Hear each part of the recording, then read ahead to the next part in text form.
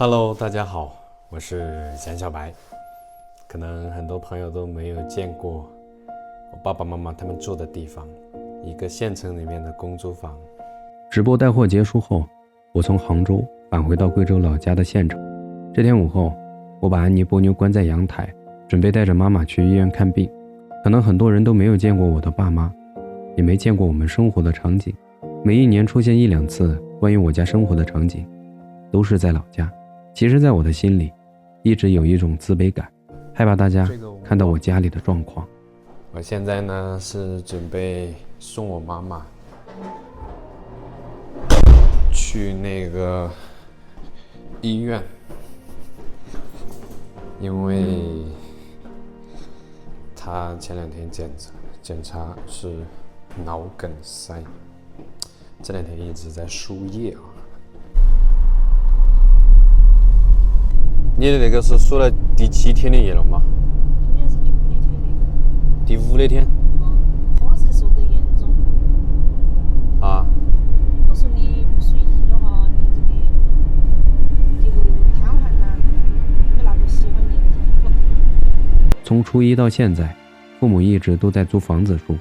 中学时，我总是害怕同学看到家中的样子，羞于邀请同学到家中做客，总是等着别人从我家楼下路过才敢上楼，生怕他们知道我住在这样的房子里。后来我逐渐明白一件事儿，克服自卑感的方式就是直面自己的内心。马上到医院了，这是咱们这个小县城的一个医院，现在到了。妈，你那个一天花好多钱了？大概？打我就是可能一天至少要200多啊，报了都要。社保报了都要200多啊！我都想去把那个手上那里又长了一个又休止，2个那里。现在那个抵抗力差了，现在身体抵抗力差，一点点小病毒，手着扎了它就长。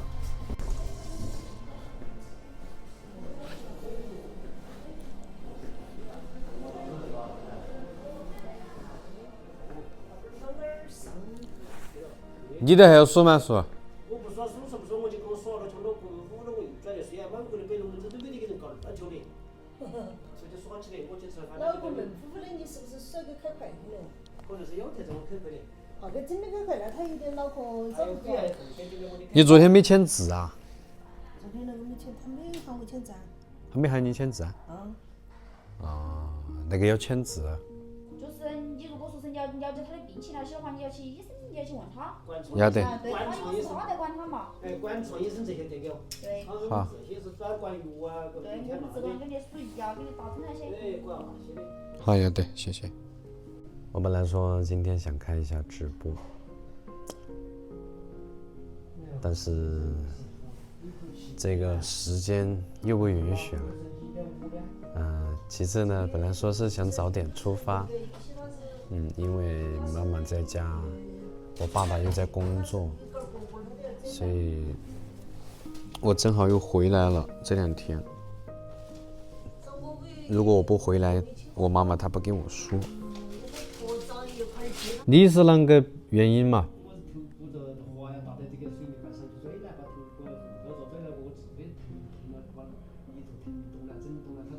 脑震荡哦。他旁边有一个病友陪着他的。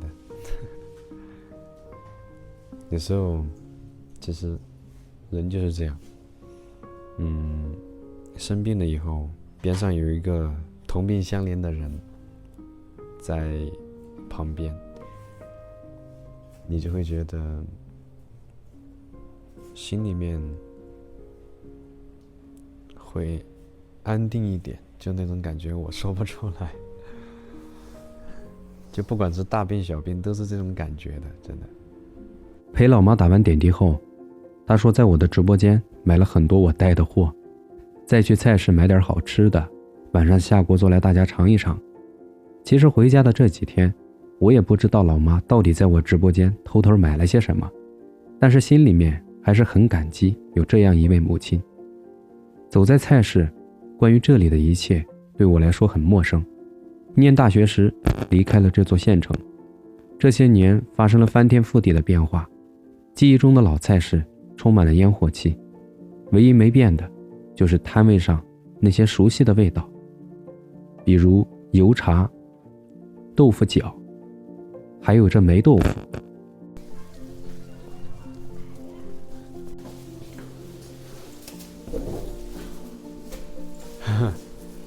这2个。好，好，这个门坏了。哎呀，哎，我带他们去上个厕所。这是我爸爸妈妈他们住的这个工作房的楼下，这其实就是我家里面的一个现状啊。我也不是什么富二代呀，也不是什么有钱人。这几年搞情怀也搞累了。这边虽然住的环境差了一点，但周边的环境还不错，山清水秀的。今年因为太干旱了，这河沟里面的水看。来，吃吧。你该减肥了，吃，快。快吃，快吃。你怎么把那个房子拍进去？你是会说的了。管他说啥子。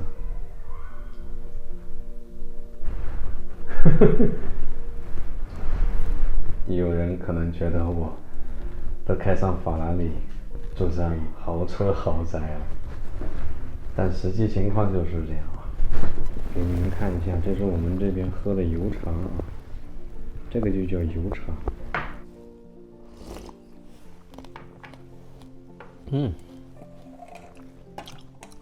香。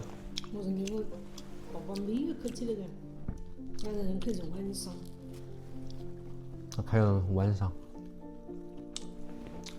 还想吃啊？他们2个你要把包囊都吃完了。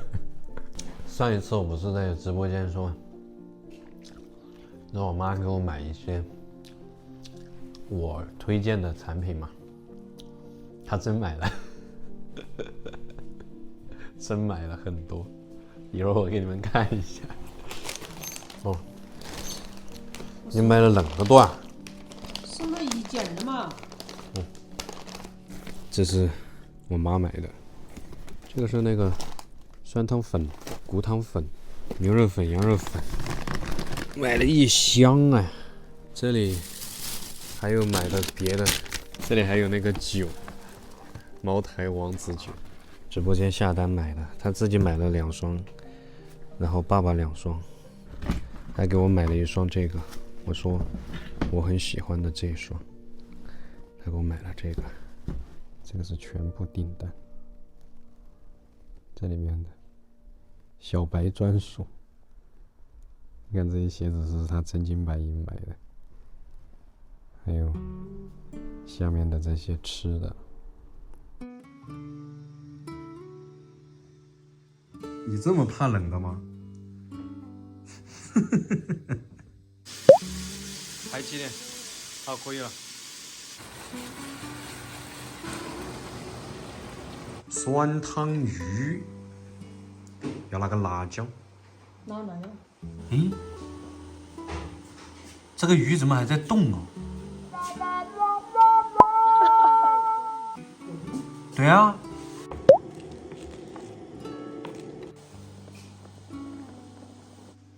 你跑了？你跑了吗？那个要吃了你哟。哎呀，15块钱一斤。你看看他打图片。他那个酸汤真的很好。太薄片的不行。鱼排。能吃。酸汤鱼火锅，这是老妈在我直播间买的火锅底料做的一道菜，这也是他们头一回吃到这样的味道。看着老爸吃得津津有味，老妈也对此赞口不绝。虽说住了半辈子的出租屋，但父母健在，一家人其乐融融，这大概就是幸福的味道。你觉得吃的怎么样嘛？我说你觉得吃的怎么样？可以。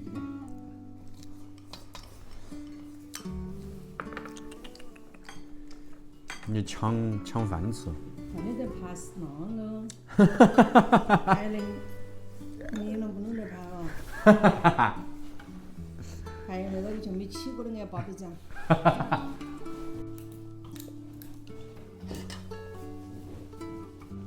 歇得了嘞！你来干嘛在这里打？你觉得好喘不累嘞？好了，吃完饭呢，我老爸出去跑车了，因为他是出租车司机，然后今天是晚班。